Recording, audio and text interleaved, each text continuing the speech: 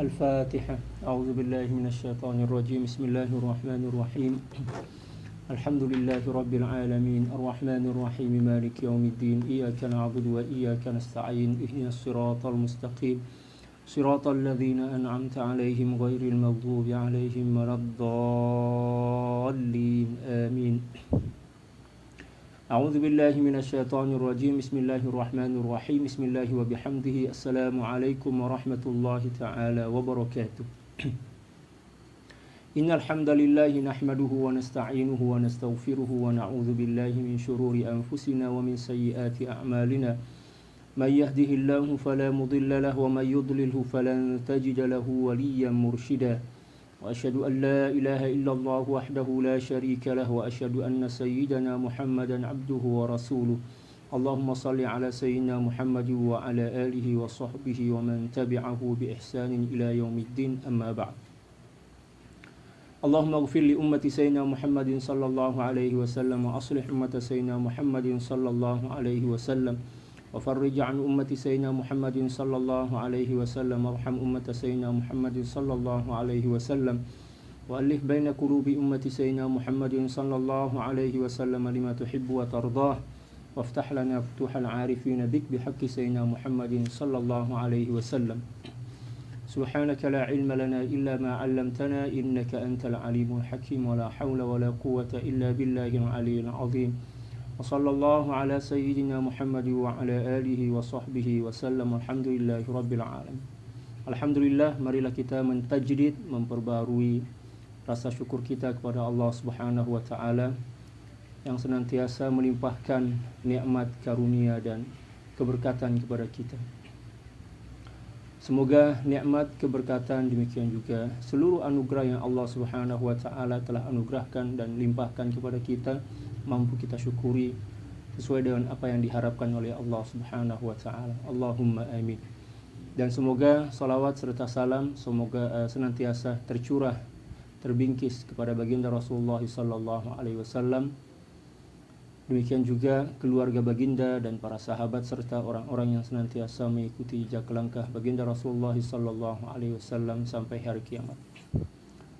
Para sahabat sekalian, insya-Allah sebelum kita memulai pengajian haqaiq kita, maka insya-Allah kita akan membaca selawat kepada baginda Rasulullah sallallahu alaihi wasallam sebagai bukti cinta dan ungkapan rasa rindu kita kepada beliau.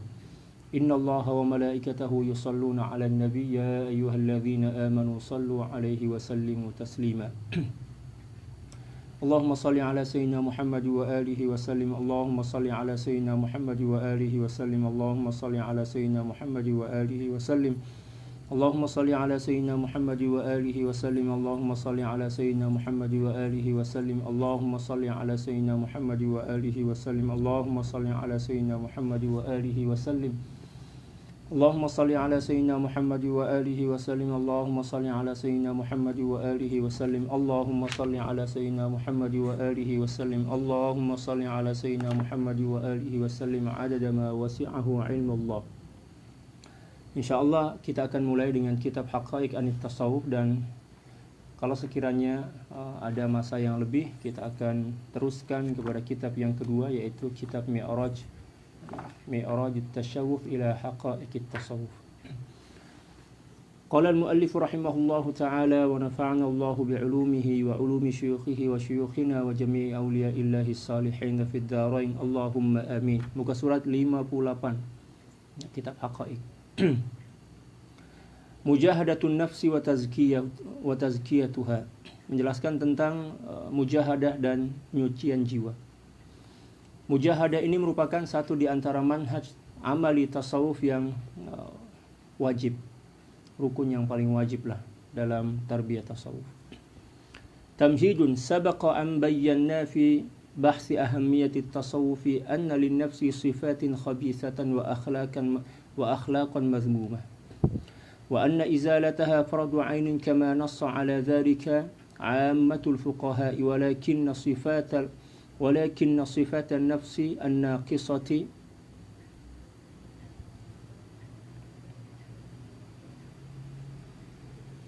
ولكن صفات النفس الناقصة لا تزول بالأمان ولا بمجرد الاطلاع على حكم تزكيتها أو قراءة كتب الأخلاق والتصوف، بل لا بد لها بالإضافة إلى ذلك من مجاهدة وتزكية عملية وفطن لنزواتها الجامحة وشهواتها العارمة. والنفس كالطفل إن تهمله شب على حب الرضاء وإن لم تفتمه ينفطم. Seterusnya membahas tentang al-mujahadah. Sebagai pendahuluan dalam memperbincangkan mengenai ilmu tasawuf yang telah lepas, kami telah menerangkan bahwa jiwa mempunyai sifat dan perangai yang buruk. Itulah asas kepada jiwa atau nafsu. Dia mempunyai keinginan, demikian juga dipanggil harapan lah, kebiasaan buruk. Menghilangkan sifat tercela merupakan fardu ain sebagaimana yang dinaskan atau telah pun dikatakan oleh kebanyakan para fuqaha. Akan tetapi sifat tersebut tidak akan hilang dengan angan-angan. Untuk membuang dan menghilangkan sifat-sifat buruk, demikian juga kecenderungan nafsu ini tak cukup setakat dengan angan-angan sahaja. Membaca berbagai kitab berkenaan hukum dengan hukum pembersihan jiwa ataupun kitab-kitab akhlak dan tasawuf, tak cukup setakat membaca kitab, sama ada kitab akhlak, demikian juga kitab-kitab yang menjelaskan tentang pembersihan jiwa dan juga kitab-kitab tasawuf, tak cukup setakat dengan membaca sahaja. Bahkan di samping perkara tersebut, ianya perlu kepada mujahadah dan pembersihan secara amali, menahan keinginan nafsu yang serakah atau rakus serta syahwat yang jahat. Syair berkata, nafsu umpama kanak-kanak. Seandainya engkau biarkan, niscaya ia akan terus menyusu, dan jika engkau melarangnya atau menegahnya, membatasinya, niscaya dia akan berhenti. Nafsu itu macam budak kecil. Budak kecil nih, walaupun umur dia dah lebih daripada 2 tahun, kalau sekiranya kita tak pisahkan dia daripada susu ibunya, maka dia akan menyusu sampailah dia besar. Ta'riful mujahadati qala ar-Ragi al-Asfihani radhiyallahu ta'ala anhu fi mufradati gharibil Qur'an, al-jihad wal mujahadatu istifragul wus'i fi mudafa'atil adu, wal jihadu thalathatu adrubin: mujahadatul aduwi adh-dhahir wa mujahadatus syaitan wa mujahadatun nafsi, wa tadkhulu thalathatuha fi qawlihi ta'ala wajahidu fillahi haqqa jihadi, wa qawlihi ta'ala wajahidu bi amwalikum wa anfusikum fi sabilillah, wa qala sallallahu alaihi wasallam jahidu a'da'akum kama tujahiduna jahidu ahwa'akum kama tujahiduna a'da'akum. Fa mujahadatun nafsi fatmuha wa hamluha ala khilafi hawaha al-madhmum, wa ilzamuha tatbiq syar'illahi ta'ala amran wa nahyan. Seterusnya beliau menjelaskan tentang ta'arif atau definisi daripada tasawuf. Kata beliau, Al-Imam Al-Asfihani dalam kitab Mufradat Gharibil Quran berkata, jihad dan mujahadah ialah mengorbankan kelapangan untuk menentang musuh. Mengorbankan kelapangan, demikian juga kemampuan kita untuk mengalahkan nafsu dan menentang musuh kita. Jihad mempunyai 3 jenis. Yang pertama adalah jihad melawan musuh zahir, orang kafir kan. Demikian juga orang-orang musyrik, itu musuh zahir. Yang kedua, jihad memerangi syaitan. Syaitan di antara musuh yang tak nampak, musuh yang tak terlihat. Adapun yang ketiga, jihad melawan nafsu, dan nafsu inilah yang paling besar. Jihad yang paling besar adalah jihad melawan hawa nafsu. Ketiga-tiga jihad tersebut telah pun terangkum atau termasuk dalam firman Allah Subhanahu wa taala. Yang pertama, wajahidu fillahi haqqa jihadi, dan berjihadlah kamu pada jalan Allah Subhanahu wa taala dengan jihad yang sebenar-benar. Yang dimaksud dengan jihad di sini sama ada jihad melawan nafsu zahir, demikian juga syaitan ataupun nafsu apa musuh zahir syaitan, ataupun nafsu. Ya. Seterusnya, wajahidu bi amwalikum wa anfusikum fi sabilillah, dan berjihadlah dengan harta dan dirimu pada jalan Allah. Bukan setakat dengan harta aja, tapi jiwa kita pun kita kena korbankan, ya, untuk mendapatkan redha Allah Subhanahu wa taala melalui mujahadah. Nah, kalau kita melawan musuh yang zahir, contohlah melawan orang kafir atau musyrik, maka yang dimaksud jiwa di sini adalah nyawa kita. Adapun bila mana yang kita lawan adalah musuh yang tak nyata, musuh yang tak nampak, contoh syaitan dan nafsu, maka yang dimaksud dengan jiwa dalam ayat tentang mujahadah adalah mengorbankan keinginan diri kita, keinginan nafsu kita. Jadi kita kena faham tentang perbezaan makna anfus atau jiwa dalam melakukan perang. Mengorbankan jiwa dalam melakukan perang adalah yang dimaksud perang melawan musuh dengan mengorbankan jiwa kita, nyawa kita adalah melawan syaitan, melawan musuh yang nampak, yang nyata, yaitu orang kafir dan orang-orang musyrik. Adapun melawan nafsu, demikian juga melawan syaitan, maka yang dimaksud dengan bermujahadah dengan jiwa itu adalah keinginan. Bukan bermakna kita mengorbankan diri kita sebab kita berperang dengan syaitan dan nafsu. Yang dimaksud adalah mengorbankan keinginan dan keinginan dan kepentingan diri lah, macam itu. Waqala Rasulullah sallallahu alaihi wasallam, dan baginda Rasulullah sallallahu alaihi wasallam telah bersabda, jahidu ahwa'akum kama tujahiduna a'da'akum. Berjihadlah melawan hawa nafsumu seperti mana kamu berjihad melawan musuh-musuhmu. Jadi semuanya menjadi musuh. Tak kiralah nafsu ke, syaitan ke, atau diri kita sendiri, kita kena lawan. Itu adalah perintah daripada baginda Rasulullah sallallahu alaihi wasallam dan juga perintah daripada Allah Subhanahu wa taala. Dari sini boleh difahami bahwa bermujahadah melawan nafsu ialah berusaha memandu, bukan membuang nafsu, tetapi memandu, mengarahkan, ya, untuk tidak menuruti kehendaknya, yang mana kehendak ini tercela, serta memaksanya agar tunduk melaksanakan syariat Allah Subhanahu wa taala, sama ada yang berupa suruhan maupun tegahan. Itu maksud daripada mujahadah. Melawan nafsu ini bukan bermakna membunuh nafsu itu atau memisahkan daripada diri kita, bukan.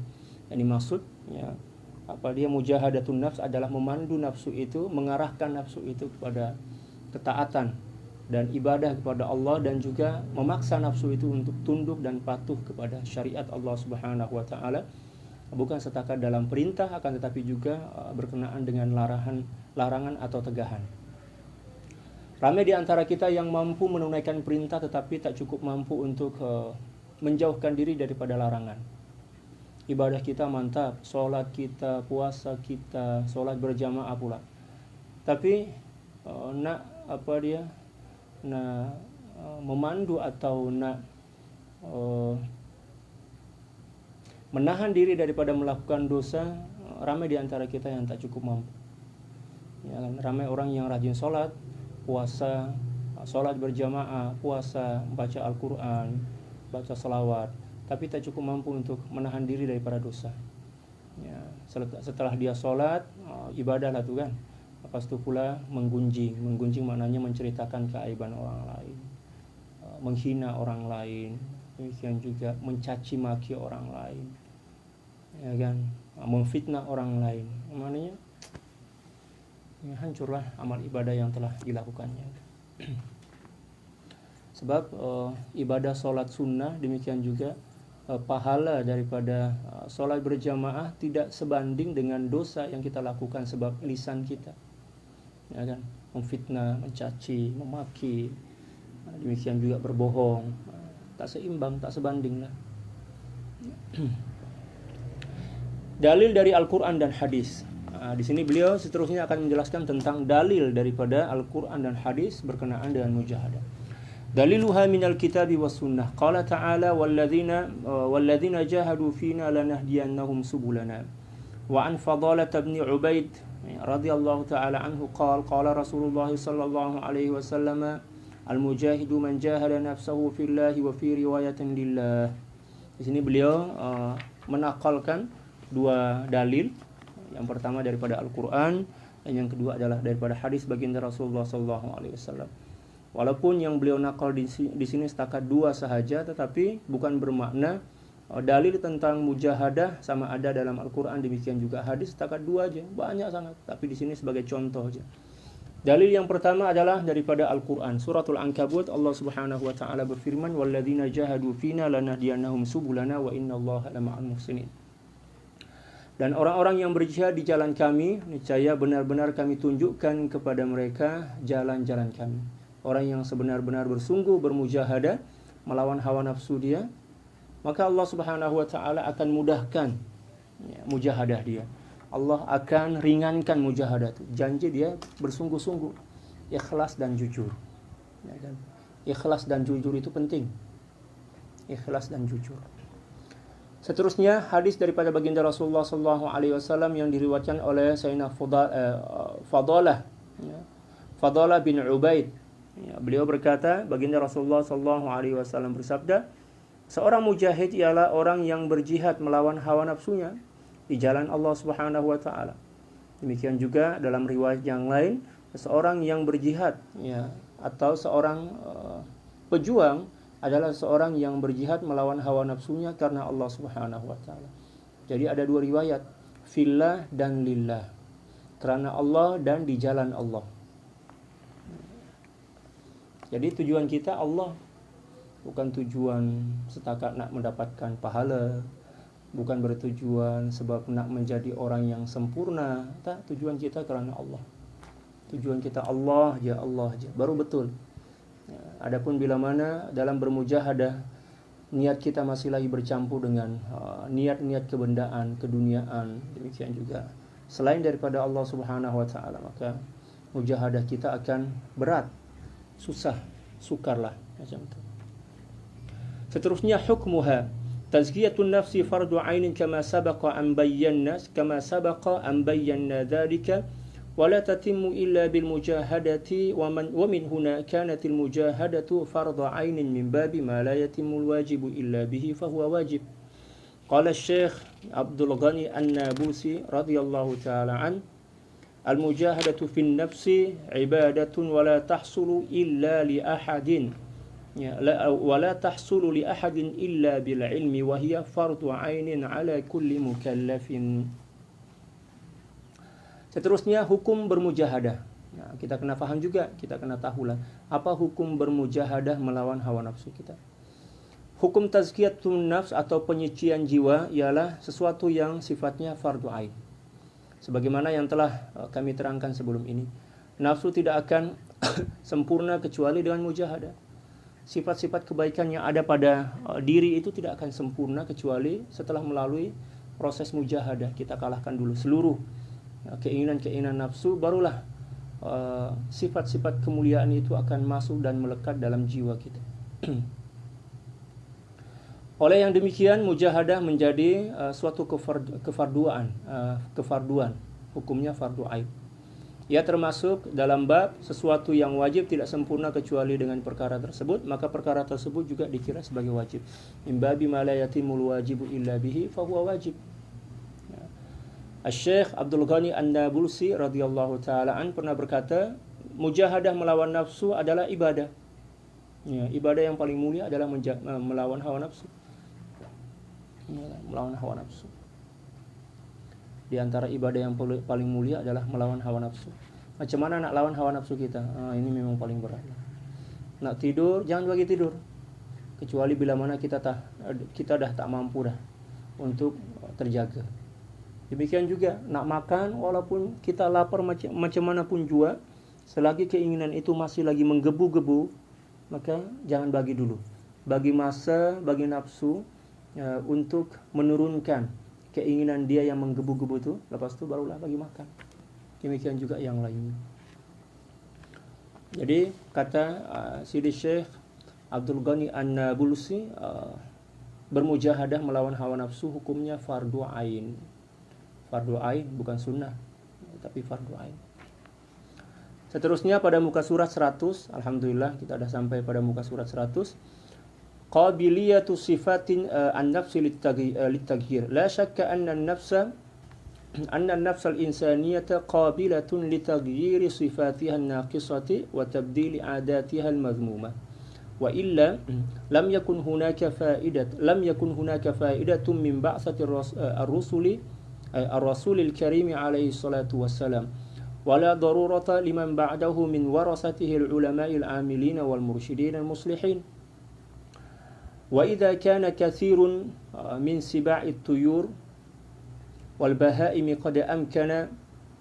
قد أمكن ترويضها وتبديل كثير من صفاتها فالإنسان الذي كرمه الله تعالى وخلقه في أحسن تقويم من باب أولى. وليس المراد من مجاهدة النفس استئصال صفاتها بل المراد تصعيدها من سيء إلى حسن وتيسيرها على مراد الله تعالى وابتغاء مرضاته. فصفة الغضب مذمومة حين يغضب المرء لنفسه. أما إذا غضب لله تعالى فعندها يصبح الغضب ممدوحا كما كان رسول الله صلى الله عليه وسلم يغضب إذا انتهكت حرمات الله أو عطل حد من حدوده. ولكنه حين أوذي في الله وضرب وأدمي عقبه يوم الطائف لم يغضب لنفسه بل دعا لمن آذوه بالهداية والتمس لهم العذر قال اللهم اهد قومي فإنهم لا يعلمون. وكذلك صفة الكبر فهي مذمومة حين يتكبر المسلم على إخوته المسلمين. أما حين يتكبر على المتكبرين الكافرين فتصبح هذه الصفة ممدوحة محمودة لأنها في سبيل الله وضمن حدود شرعه. وهكذا معظم الصفات المذمومة تحول بالمجاهدة وتصعد إلى صفات ممدوحة أو كما قال. Seterusnya adalah menjelaskan atau menerangkan tentang keadaan jiwa yang menerima atau boleh dirubah. Boleh diubah, bukan dirubah ya, diubah. Sifat-sifat hati yang boleh diubah. Jadi dalam pandangan Islam, sifat itu boleh diubah dengan latihan.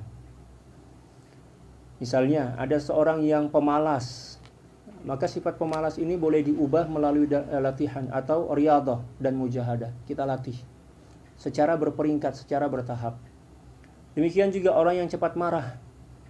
Ya kan? Ada segolongan kaum atau segolongan bangsa dalam bahasa Melayu atau suku dalam bahasa Indonesia yang memang darahnya itu agak sedikit panas, cepat tersulut api kemarahan, cepat marahlah, cepat emosi.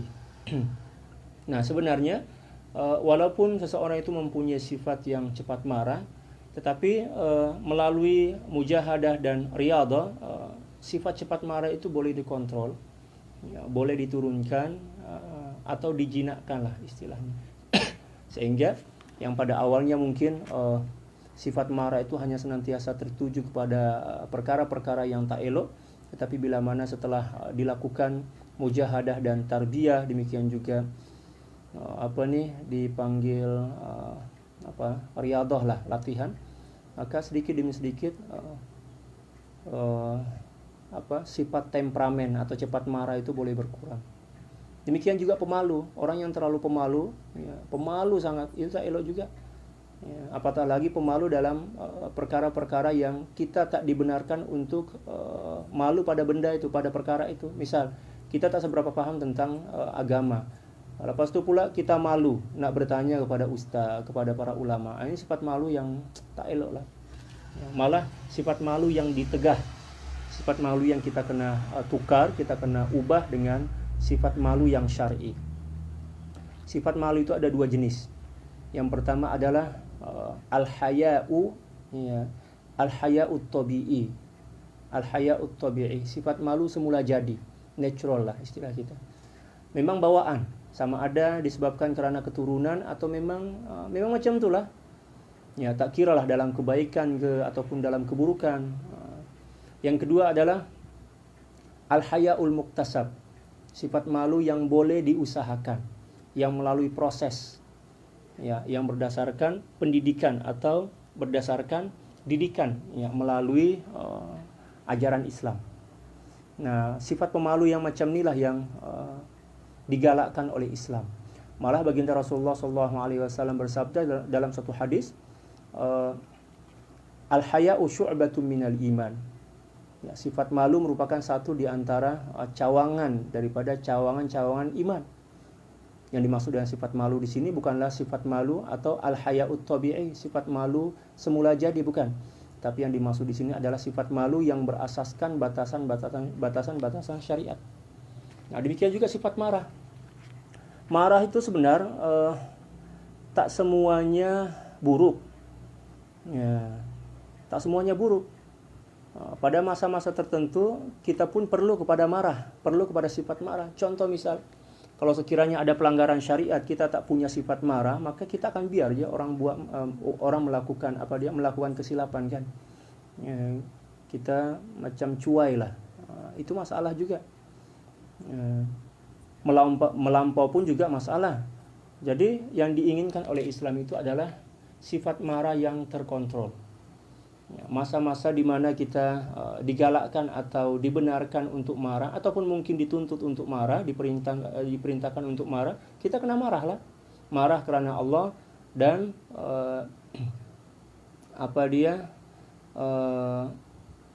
kena sesuai dengan aturan syariat lah. Jangan suka-suka hati. Oleh karena itu, Al-Imam Syafi'i radhiyallahu taala an pernah berkata, ya kan, man istughdiba wa lam yaghdab fa huwa himar. Sesiapa orang yang dicabar untuk marah, ya, dicabar untuk marah maksudnya dicabar untuk marah sebab pelanggaran syariat. Orang melakukan pelanggaran syariat lalu kemudian dia tak marah, maka dia dikira macam himar lah, dikira macam keledai. Ya, maknanya tak elok lah kan. Tapi jangan pula melampau sangat. Ya, jangan juga melampau. Kita marah pada masa di mana kita memang dituntut untuk marah. Ya, kalau sekiranya ada orang yang mencabar kita tapi menurut syariat kita tak perlu marah, maka kita jangan marah macam itu. Jiwa menerima perubahan. Tanpa diragui, jiwa manusia sememangnya menerima perubahan. Perubahan daripada sifat-sifat kekurangan atau keaiban kepada sifat-sifat yang lebih, dan pertukaran daripada adat kebiasaan yang tercela kepada adat kebiasaan yang baik. Banyak tidur, banyak makan, banyak cakap, itu kan. Itu adat kebiasaan yang buruk, tak elok lah. Boleh kita rubah, boleh kita ubah, boleh kita tukar dengan kebiasaan-kebiasaan yang baik melalui proses mujahadah dan riyadhah macam itu. Jika tidak, ternyata tiada gunanya diutus para nabi atau nabi baginda Rasulullah SAW. Juga tidak perlu kepada pewaris. Para pewaris Nabi SAW daripada kalangan para ulama, demikian juga mursyid dan orang-orang soleh. Kalau sekiranya jiwa atau dirinya tak boleh diubah, tak boleh dididik, maknanya tak payahlah Allah Subhanahu Wa Taala turunkan Nabi dan Rasul. Demikian juga tak payah nak turunkan Al-Quran dan juga mengutus para pewaris baginda Rasulullah SAW untuk mengajak dan mentarbiyah manusia. Ya, Allah Subhanahu Wa Taala turunkan Nabi dan Rasul, turunkan kitab suci, demikian juga mengutus para pewaris baginda Rasulullah SAW untuk mengajak manusia kepada Allah. Itu sebagai tanda dan bukti bahwa sifat itu boleh diubah. Boleh diubah, pertama kena ada ilmu, melalui ilmu. Melalui ilmu, yang kedua melalui mujahadah. Yang ketiga berdoa kepada Allah. Inilah 3 perkara kita kena buat. Kena ada ilmu, demikian juga kena ada usaha, ikhtiar, dan yang ketiga kena banyak-banyak berdoa kepada Allah. Bila mana 4 perkara ini kita tunaikan, maka seluruh sifat-sifat buruk yang ada dalam jiwa kita ini boleh bertukar menjadi sifat-sifat yang mulia dan agung serta luhur, insya-Allah. Seandainya binatang-binatang mampu dilatih untuk menangkap burung dan sebagainya, serta banyak daripada sifatnya telah bertukar atau berubah dikarenakan oleh latihan, maka ternyata manusia yang lebih mulia, ya, dengan kejadian yang paling sempurna, lebih layak untuk dilatih dan diubah. Nah, kita tengok kan banyak binatang yang pada mulanya liar dan buas berubah menjadi binatang yang jinak, ya kan? Bukan setakat jinak aja, malah terkadang-kadang boleh diperintah untuk melakukan tugasan-tugasan tertentu. Contoh misal, apa dia nih, burung elang. Burung elang kan. Di sebagian daratan Cina, ya, atau di Rusia yang saya pernah tengok lah, elang itu dipelihara dan dilatih untuk menangkap ular. Demikian juga menangkap burung-burung yang lebih kecil macam itu. Demikian juga anjing, ya kan? Anjing yang dilatih untuk hirasah, untuk menjaga, ya kan? Untuk melacak dalam bahasa Indonesia, untuk mengesan. Demikian juga binatang-binatang yang lain, apatah lagi manusia, kata beliau, yang mempunyai akal, mempunyai iman, ya, mempunyai rasa dalam jiwa, insting istilah kita. Maknanya manusia lagi peluang dia lagi besar lah, kemungkinan untuk berubah menjadi lebih baik atau menjadi lebih beradab, manusia itu lebih besar dibandingkan makhluk yang lain, sebab manusia dibagi oleh Allah Subhanahu wa taala anugerah akal. Demikian juga perasaan dan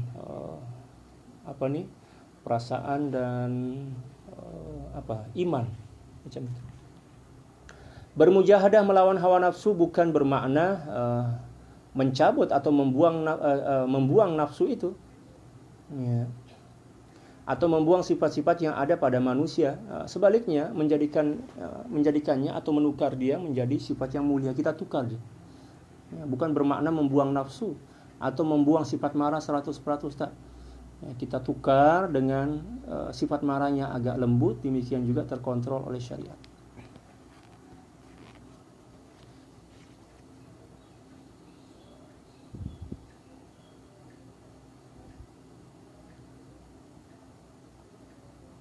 Bermujahadah melawan nafsu bukan bermakna mencabut sifat-sifat yang ada pada seorang manusia. Sebaliknya menjadikan ia terpuji, berpindah daripada buruk kepada baik, dan menjadikannya seiring atau serasi dengan kehendak Allah Subhanahu wa taala, serta mencari keridhaan Allah Subhanahu wa taala. Itulah tujuan daripada tarbiyatun nafs atau mujahadatun nafs. Sebagai contoh, kata beliau, sifat marah akan menjadi tercela bila dipergunakan menurut nafsu. Sifat marah, ya kan, akan menjadi buruk. Namun apabila digunakan karena Allah Subhanahu wa taala, ia akan bertukar menjadi terpuji dan mulia, sebagaimana kemarahan baginda Rasulullah sallallahu alaihi wasallam ketika kehormatan Allah Subhanahu wa taala dilanggar. Demikian juga hukum-hukum Allah Subhanahu wa taala diabaikan. Baginda Rasulullah sallallahu alaihi wasallam paling marah bila mana hukum hakam Allah Subhanahu wa taala tidak ditunaikan dengan baik. Demikian juga kehormatan atau syiar-syiar agama Allah Subhanahu wa taala dinodai. Akan tetapi apabila baginda sendiri disakiti, dikhianati, demikian juga dilempar dengan kerikil sehingga berdarah tumit beliau ketika berada di Taif, kan, dalam sejarah itu, baginda Rasulullah sallallahu alaihi wasallam tidak marah karena dirinya yang dianiaya, diri beliau sendiri yang dianiaya. Bahkan baginda Rasulullah sallallahu alaihi wasallam mendoakan dan memaafkan orang-orang yang menganiaya beliau. Beliau bersabda dan mendoakan, Allahumma hdi qaumi fa innahum la ya'lamun. Ya Allah, bagilah hidayah kepada kaumku yang tak seberapa paham ini. Ya, dan beliau juga berharap moga-moga daripada keturunan mereka nanti akan lahirlah generasi-generasi yang beriman kepada Allah Subhanahu wa taala. Begitu juga dengan sifat takabur. Apabila seorang mukmin bersifat takabur kepada saudaranya sesama Islam, ia adalah dikira sebagai sifat yang tercela. Sebaliknya, takabur kepada orang kafir yang takabur, ya, orang kafir yang sombong lah, adalah terpuji karena digunakan di jalan Allah Subhanahu wa taala, ya, serta menjamin hudud syara Allah Subhanahu wa taala. Kita tak boleh takabur kepada sama muslim. Tapi bila mana ada orang kafir yang takabur dan kita balas dengan takabur yang benar, takabur yang jujur, dan kita niatkan sebagai pembelaan terhadap hukum hakam Allah Subhanahu wa taala, maka yang pada mulanya takabur kepada atau ke atas seorang muslim itu dikira sebagai dosa besar, maka dah bertukar menjadi suatu ibadah. Sebab kita takabur kepada orang ke atas orang kafir yang menghina, mencaci maki, demikian juga mencorobohilah istilah kita di sini hukum hakam serta syiar-syiar Allah Subhanahu wa taala. Beginilah keadaan sebagian besar sifat keji. Ia berubah dengan mujahadah dan seterusnya meningkat kepada sifat terpuji. Jadi seluruh sifat buruk itu boleh kita ubah melalui proses mujahadah dengan 3 tadi. Pertama, kena ada ilmu. Yang kedua, kita kena usaha. Yang ketiga, banyak-banyak berdoa kepada Allah Subhanahu wa taala. Seterusnya beliau akan menjelaskan tentang tariqatul mujahadah, kaifiat atau tata cara jalan bermujahadah. Wa awwalu marhalatin fil mujahadati adamu ridal mar'i an nafsihi wa imanuhu biwasfiha alladhi akhbara anhu khaliquha wa mubdi'uha inna an-nafsa la'ammaratun bis-su' illa ma rahima rabbi. Wa ilmuhu anna an-nafsa akbaru qati'in 'anillahi ta'ala kama annaha a'zamu muwassilin ilayhi wa dhalika anna an-nafsa hinama takunu ammaratan bis-su' la tatalazzazu illa bil ma'asi wal mukhalafat walakinnaha ba'da mujahadatiha wa tazkiyatiha tusbihu radiyatan mardiyatan la tusarru illa bit ta'ati wal muwafaqat wal istinasi billahi ta'ala. Wa idza inkashafa al muslimu uyuba nafsihi wa sadaqa fi talabi tadhhibiha lam ya'ud 'indahu muttasa'un min al-waqti lil inshighali bi 'uyubi an-nafsi wa idha'ati al-'umri fi i'dadi akhta'ihim. Wa idza ra'aita ahadan min an-nasi qad sarafa waqtahu fi ihsa'i akhta'i al-akharin ghafilan 'an 'uyubi nafsihi fa'lam annahu ahmaqu jahilun.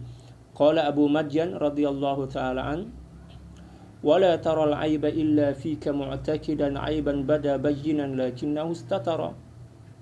وقال بعضهم لا تلم المرء عن فعله لا تلم المرء عن فعله وأنت منسوب إلى مثله من ذم شيئا أتى مثله فإنما دل على جهله. الله أكبر. Wa idza qalu wala tara aiba ghairika ma dama fika aibun wal abdu la yakhlu min aibin abada. Seterusnya beliau menjelaskan tentang jalan bermujahadah, jalan untuk mujahadah, kaifiyah dan tata cara lah istilah kita untuk bermujahadah. Marhalah pertama bermujahadah ialah tidak reda terhadap keinginan nafsu atau dengan kata lain merasa diri dan nafsu tidak sempurna. Itu jalan pertama yang kita kena lalui. Jangan redha kepada nafsu. Jangan memperturuti atau mengikuti keinginan nafsu. Nak makan ikan goreng, jangan bagi ikan goreng, bagi ikan bakar. Ya kan? Nak bagi KFC, nak KFC jangan bagi KFC, bagi je keropok leko. Ya kan? Nah, demikian juga yang lainnya. Nak tidur atas tilam, jangan bagi tidur ke atas tilam. Nak tidur kat lantai, jangan bagi tidur kat atas lantai, bagi tidur kat atas tilam, macam tu. Cara dia macam tu. Mukhalafatun nafs, ya. Tidak memberikan dan tidak bagi apapun yang diinginkan. Kita tukar dengan yang lain. Ya kan? Nak tidur, jangan bagi tidur dulu. Ya, kita usaha dulu, kita coba dulu untuk terjaga sampailah betul-betul kita dah tak mampu dah untuk berjaga, barulah ya, kita tidur dengan niat untuk beribadah kepada Allah. Macam itu. Tapi memang berat lah. Kita nampak macam orang bodoh lah kan. Ya, nampak mula-mula macam tu. Mula-mula aja macam tu.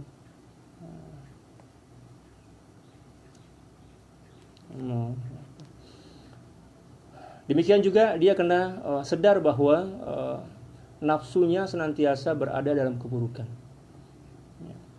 Dia percaya kepada firman Allah Subhanahu wa taala sebagai pencipta daripada nafsu itu sendiri, ketika mana Allah Subhanahu wa taala telah pun bagi gambaran tentang kejahatan dan keburukan tipu daya nafsu. Wa ma ubarri'u nafsi innan nafsa la'ammaratun bisu. Sesungguhnya nafsu itu selalu menyuruh kepada kejahatan. Bila mana kita dah faham dah, kita dah sedar dah yang nafsu ini senantiasa mengajak manusia untuk melakukan kejahatan dan maksiat, maknanya jangan ikutlah, jangan menuruti, sebab dia akan senantiasa menjerumuskan kita kepada maksiat dan dosa. Bagi orang yang berakal, ya kan?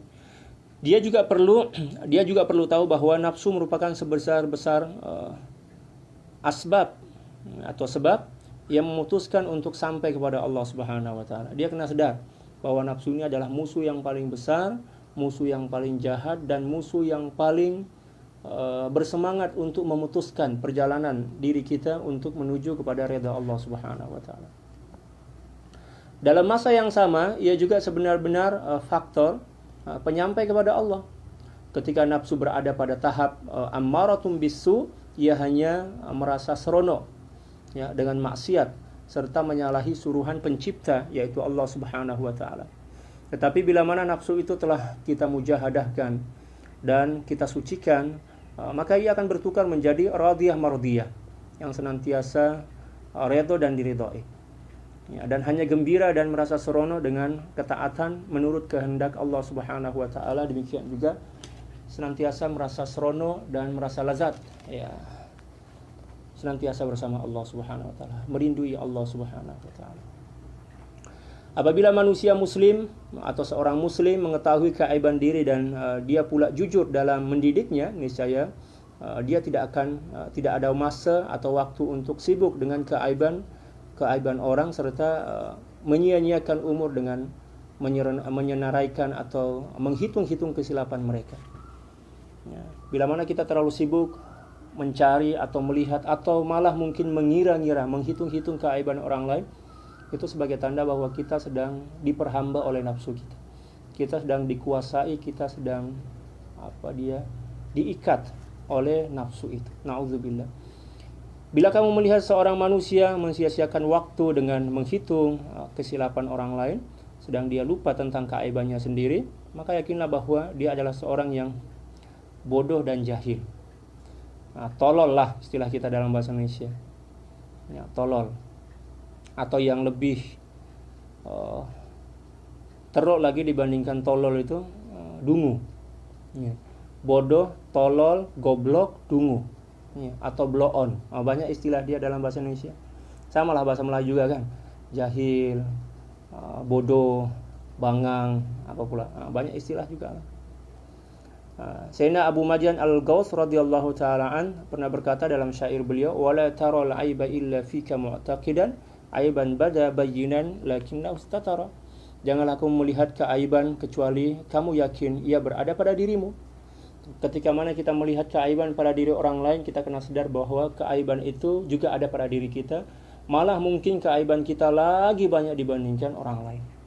Sehingga menyebabkan kita berhentilah, sehingga menyebabkan kita sadar dan berhenti untuk mengira-ngira keaiban dan keburukan orang lain. Orang yang melakukan kesilapan, tutup mata, doakan dia, sekurang-kurangnya doakan dia. Bila mana kita tak mampu nak bagi nasihat, doakanlah dia. Jangan pula kita yang menyebarkan,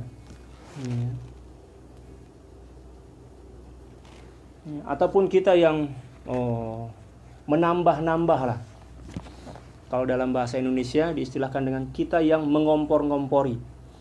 Macam konon kita nak memadamkan api tetapi dengan cara menyiram minyak ke atas api itu. Semakin besar lah kan. Janganlah buat macam tu, ya Allah. Dosa besar. Kita nampak keaiban orang lain, tutup mata kita, tundukkan pandangan hati kita kepada diri kita sendiri, dan kita kena sedar muhasabah, oh kita ini pun banyak keaiban. Nasib baik Allah masih tutup lagi kan.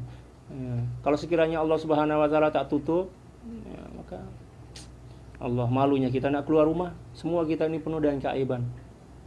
Ya kan. Nasib baik Allah Subhanahu wa taala mempunyai sifat as-sattar, Maha penutup keaiban. Sehingga tak nampaklah keaiban kita oleh orang lain. Kalau sekiranya seluruh keaiban kita nampak nih, Allah Akbar. Nak tengok diri kita sendiri pun kat dalam cermin kaca itu malu dah, kita tak akan mampu. Oleh sebab itu, jagalah kebiasaan. Kita kena jaga diri daripada kebiasaan-kebiasaan buruk, mengira-ngira dan menghitung-hitung keaiban orang lain. Allahu Akbar. Kata beliau, janganlah kamu melihat keaiban kecuali kamu yakin keaiban itu ada pada dirimu sendiri. Keaiban itu jelas lagi nyata bagi orang lain, akan tetapi dia menyembunyikannya untuk bagi dirimu. Demikian juga setengah orang yang pandai dan bijak berkata, la talumil mar'a ala fi'lihi wa anta mansubun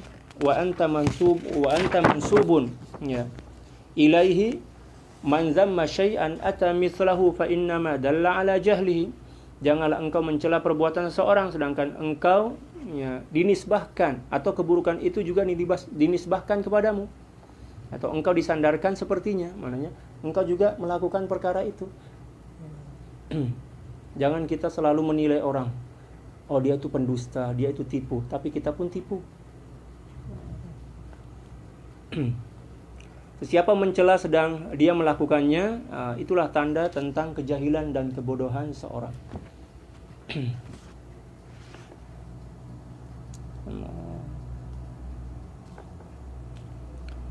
Selagi engkau mempunyai aib, jangan kamu mengintai atau mencari-cari melihat aib orang lain.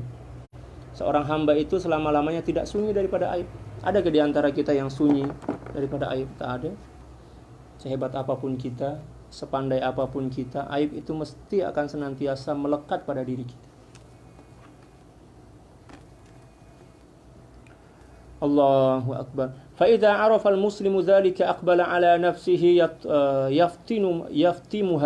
يفتمها عن شهواتها المنحرفة وعاداتها الناقصة ويلزمها بتطبيق الطاعات والقربات